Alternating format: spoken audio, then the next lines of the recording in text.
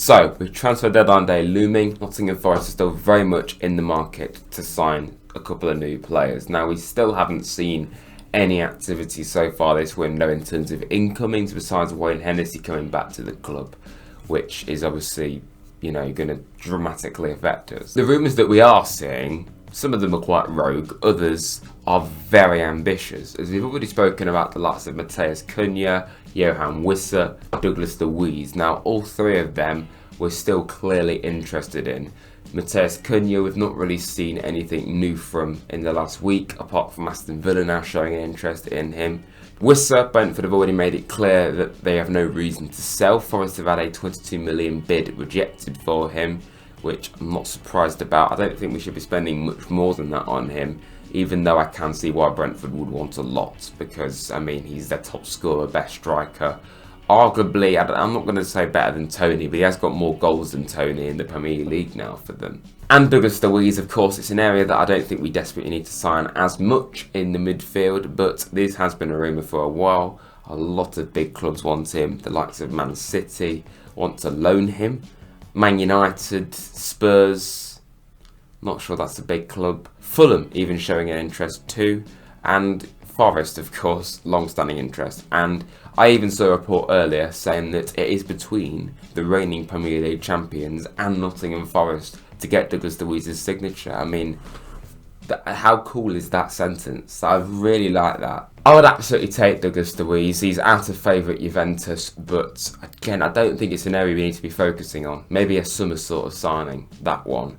But I don't see why we need to sign a midfielder right now. With Sangara and Danilo coming back, of course, I'd be the first to admit Sangara, I've had my doubts about him, but I do still think there is a potential player in there, as we were seeing during pre-season and the start of the season.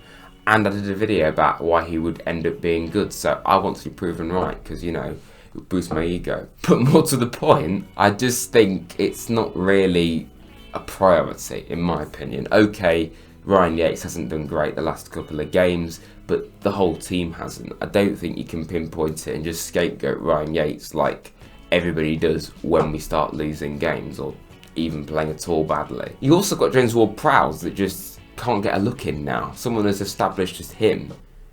I don't think we need a midfielder, in my opinion, right now. But before I talk about more incoming rumours, and there are a few new ones, let's talk about potential outgoing. Obviously, we've spoken about it many times already this window. Taiwo Awoniyi. Everton want to sign Awoniyi. Apparently, I'm not sure how much this would cost. Of course, we've already seen a lot of interest from West Ham this window. We could see Awoniyi leave, and it probably would be the right thing for him. Now, even though there's only Southampton to score less goals than Everton this season, I do actually think this could be a good move, because at Everton, especially with Beto potentially going out the door for them, he would all but certainly play every game for them. And that probably is the best way for him to get his form back, to play games. But I don't want us to be selling Awoniyi until we've signed a replacement, because then we're back in the same predicament. Because we're saying here, do we need just to get a third striker, or should we just upgrade Awoniyi? That's probably more important, but you don't want to be in a situation where you've got just Chris Wood going into deadline day. Now, a couple of confirmed deals over the last week. I'm going to mention these slightly later than I normally would for confirmed deals, because they're not all that important. No disrespect to them, they're not going to affect us greatly. Andrew Balotelli going out on loan to Strasbourg, apparently could have an option to buy in that deal. He's already played a half for Strasbourg, and I think could actually be a very big player for them this season. Really good move, I think, for him. One that I didn't really see coming, him going to the Ligue 1, but I think could do well over there. And Asapra Song, a good young striker for Forest, but clearly I don't ever see really playing a part for us in the future in the first team. He's gone out on loan to Cambridge the second half of this season. He was at Rotherham initially, 10 games for them, only 1 goal, didn't work for him there. Can he get into any kind of form for Cambridge at the bottom end of League 1? Possibly, but I don't really see it affecting Forest at all in the future, really. But let's look at some potential new rumours in. Igor Jesus. Hope I said that correct. Would you believe it? He's Brazilian. I know, I couldn't believe that when I read that. Botafogo striker, 25 million rated, 23 years of age. contract until 2027. He signed only this season for Botafogo. Scored 8 goals in 31 games for them already, and previously was in Brazil at the start of his career, but since then has played in the Q80 League, which is quite a difference. Got 88 games over there and 43 goals. Don't think you can really read too much into that. It is the Q80 League after all, but back in Brazil, and he is doing pretty well. Chelsea and Arsenal showing an interest in him. So yeah, clearly Premier League clubs showing an interest in Jesus. I think it's Jesus. I'm just going to base that off Gabriel Jesus. It's said the same way. Has actually played for the Brazilian national team, by the way, a handful of times and scored as well. But not sure how liable this one is. Now, I've already made my thoughts clear on midfield, but Marat's Kiergaard is being linked with Forest over the last week. He plays for RB Salzburg, recently signed a new deal with Salzburg until 2028. He's played 19 times for the Denmark under-19s team and has played 99 times for Salzburg, been there for 5 years now, so quite an established player for them. He's obviously a midfielder, like I say. They describe him on their website as a key player. This following his new deal, which was only a couple of months ago. Wolves and Leeds showing an interest in Kiergaard, only again, I'm not doubting his ability. I just don't think midfield is a priority for us right now. Maybe it would be one for the future, and that's what I'm getting with this deal, is it would be maybe more of a future signing. But yeah, I'm not too sure about that one. Thailand Bullets, I probably said that wrong. We did speak about this player a couple of weeks ago on the channel. Bournemouth also showing an interest in him. Can Bournemouth just leave us alone, please? Just for a moment, let us get over that game. He's a young right back from Schalke, only 19 years of age, played for the German youth setup.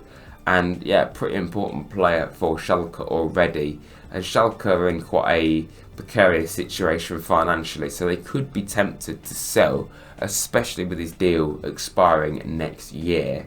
And it probably would be more of a future one. Again, maybe it wouldn't be bad for that, but I don't see him coming in and playing all that many games for us. Now, one more rumour in this week is a centre-back who plays for Red Star Belgrade, and I am not going to say his name correctly, so I'm going to let Google do it for you. Nasser Giga.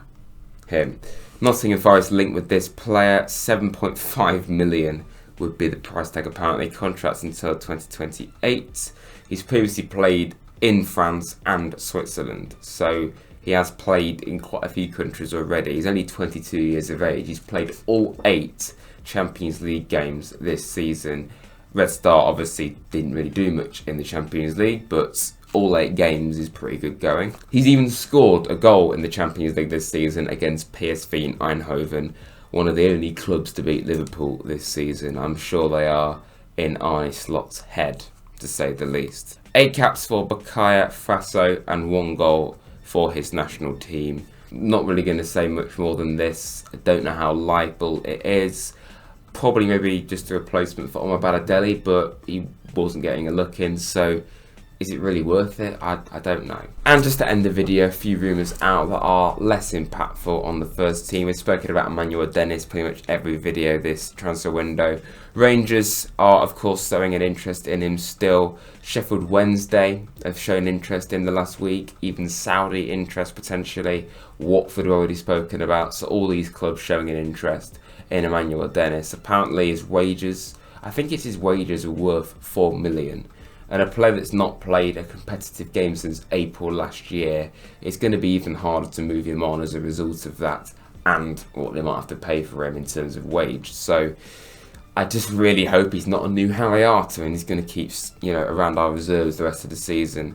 An update also on Lewis O'Brien. Basically every Championship club going are interested in him. We already mentioned Blackburn and Hull City. In the last week I've seen Stoke, Burnley and particularly Preston North End are also interested in him. Again, not sure if it'd be a loan or permanent, but I think he could do a job for any Championship club. Honestly, I generally think he's that good for Championship level. One of the best midfielders you could get at that level, but clearly not really a Premier League level midfielder. And young Joe Gardner has been of interest to League 2 and League 1 in the last week. Lincoln City, mid-table League 1, are interested in him, and high-flying League 2 side Walsall showing an interest in the 19-year-old attacker. He is obviously a winger, also a striker. His one appearance for Forest at senior level was in the FA Cup last season against Bristol City, if you remember that. 13 games and 5 goals, 2 assists this season for the youth team. Very good, young, promising player. Again, I'm not really sure any of our young lads, besides maybe Zach Abbott, have really got much of a chance of properly breaking into the first team, especially if we are going to be fighting for European football at the moment. But I do think we've got some great young players, and I think Joe Gardner probably does deserve a loan at this point. That really is all there is to say this week. Nothing serious in terms of rumours that's changed this week. I don't really think we're much closer to seeing a deal be announced. Quite a lot of rumours out, really. But let me know what you think, everybody, in the comments of this video. And yeah, Brighton this weekend. That will see any new players in the squad, like I say. But the last game to see players before the transfer window closes. Thanks for watching, everyone. Like and subscribe to Rads if you're new, and up the Reds.